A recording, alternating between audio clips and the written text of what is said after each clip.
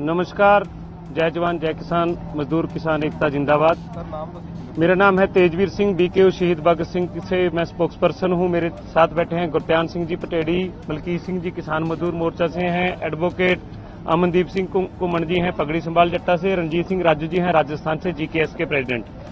तो सबसे पहले तो आपका धन्यवाद कि 13 तारीख से आप विपरीत परिस्थितियों के अंदर हमारे साथ डटे हुए और हमारी बात को आप जनमानस तक, पूरी दुनिया तक पहुंचा रहे हो। हमें सूचना मिली है कि कुछ हमारे जो मीडिया साथी इदारे हैं जिनके जो यहाँ पे कवरेज कर रहे हैं, उनको भी उनके चीफ एडिटरों को नोटिस जारी किया गया है। तो ये बहुत ही दुर्भाग्यपूर्ण है, क्योंकि जो लोकतंत्र का चौथा स्तंभ है वो हमारे पत्रकार साथी हैं, वो हमारा जो डेमोक्रेटिक के अंदर है कि स्वतंत्र पत्रकारिता है, तो इसके अधिकार है सबको अपनी बात रखने का। तो मैं आज की पत्रकार वार्ता शुरू करता हूं। सबसे पहले तो कि हरियाणा के हालातों में बात कर लेते हैं कि जो हरियाणा के अंदर हालात हैं, कल से बड़े नोटिफिकेशन जारी की गई है। हमारे लगभग 150 पदाधिकारियों के घरों के ऊपर छापेमारी की गई है और रात को उनके परेशान किया गया है। परिवारों के अंदर नोटिस चस्पा दिया गया है वहां पे, और एनएसए लगाने का, जिसको बहुत ही ड्रैकोनियन लॉ जिसे बोला जाता है।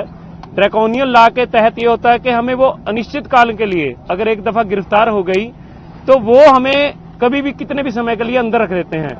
पर ये दुर्भाग्यपूर्ण है कि जो किसानों को माननीय प्रधानमंत्री जी ने वादा किया था, जब वो देश के मुख्यमंत्री थे, मुख्यमंत्री गुजरात के थे प्रधानमंत्री बनने से पहले, 2011 के अंदर एमएसपी खरीद गारंटी कानून के लिए उन्होंने पूरी एक कमेटी गठित करी, उसके वो सदस्य थे।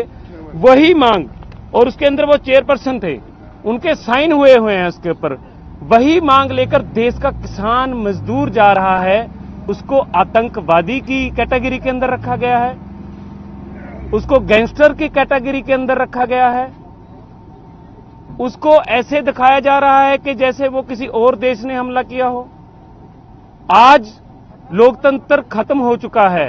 एनएसए लगाना, अंबाला पुलिस ने नोटिस जारी किया है, हमारी संपत्तियां कुर्क की जा रही हैं, तो ये अघोषित आपातकाल है। मेरे दोस्तों, आज देश की आवाज को समझना होगा कि पूरे दिल्ली के रास्ते बंद कर कर कौन बैठा है।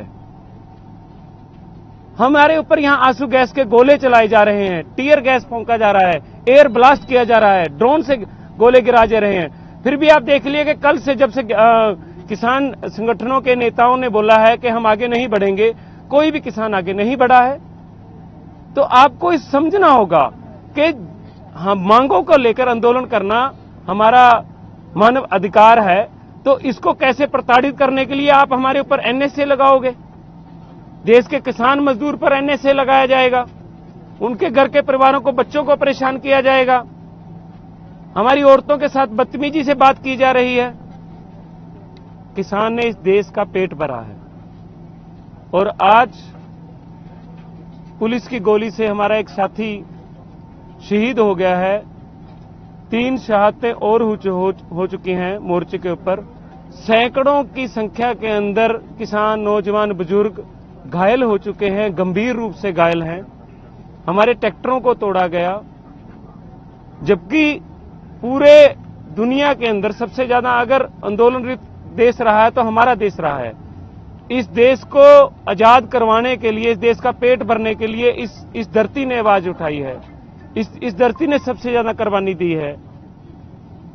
तो समझने की जरूरत है कि देश किन परिस्थितियों से गुजर रहा है।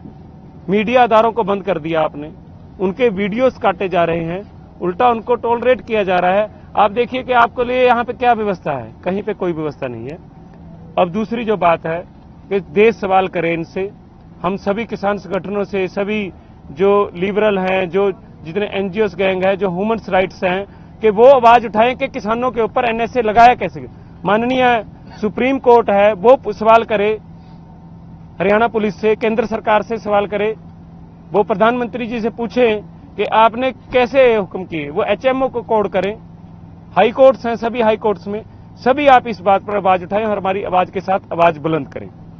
अब जो जरूरी सूचना है कि शुभकरण जो हमारा साथी शहीद हो गया है खनौरी बॉर्डर के ऊपर गोली के साथ, उसके लिए जो हमने प्रपोजल भेजा था पंजाब गवर्नमेंट को जिसमें 1 करोड़ रुपया, एक सरकारी नौकरी और उसको शहीद का दर्जा, जिसपे अभी तक हमें कोई भी सूचना प्राप्त नहीं हुई है कि उन्होंने 1 करोड़ रुपए देने के लिए वो तैयार हुए हैं ना। 1 करोड़ का ट्वीट करते हैं, 1 करोड़ का ट्वीट और सरकारी नौकरी और शहीद नाम लिख के ट्वीट किया। तो क्या हरियाणा सरकार के खिलाफ को पर्चे की बात भी आई है जी? अभी हमारे पास इसकी सूचना नहीं थी। नहीं, कार्रवाई की बात करना वो एक अलग बात है। FIR, फर्स्ट इन्फॉर्मेशन रिपोर्ट, वो दर्ज करवाने के लिए इतनी हिचकिचाहट क्यों है? किस बात का डर है पंजाब सरकार को? और जो उन्होंने वादा किया था, जो 15 तारीख की मीटिंग के अंदर वो शामिल थे, 18 तारीख की मीटिंग के शामिल थे, 12 तारीख की मीटिंग में उनके अधिकारी शामिल थे, 8 तारीख की मीटिंग के अंदर शामिल थे, इंटरनेट क्यों नहीं खोला जा रहा? पंजाब की सरकार ये दोगला रवैया हमसे क्यों किया जा रहा है? उनके अफसर साहबान का रवैया आप देखिए कि कैसा होता है।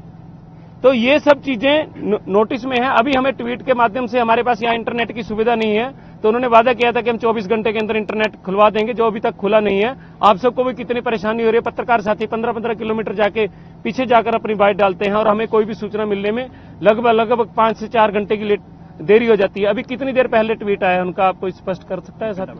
1 घंटा पहले। और हमारी लगातार 6 बजे से हमारा अपना मीटिंगों का दौर है, तो 1 घंटा पहले सूचना मिलती है, जबकि ये प्रपोजल हमने सबसे पहले दे दिया था और कल इसके ऊपर लंबी बहस चली थी। हरियाणा प्रशासन का और सरकार का जो वहां पर रवैया इख्तियार किया गया है, तो जो घरों पे दबिश करके औरतों को डराने का काम, बच्चों को धमकाने का काम, इसके साथ एक विशेष बात कही गई है कि सरपंचों को ऑर्डर किया जा रहा है कि आप अपने गांव में ग्राम सभा बुलाएं और ग्राम सभा में आकर आप वहां पर मता डालें कि आप ये नोटिफिकेशन करें कि जो आंदोलन में जाएगा उसके खिलाफ कार्रवाई जाएगी, जबकि सरपंचों ने वहां पे मना कर दिया है। तो आप इसकी सूचना ले सकते हैं। हर खबर पाइए सीधा अपने मोबाइल पर।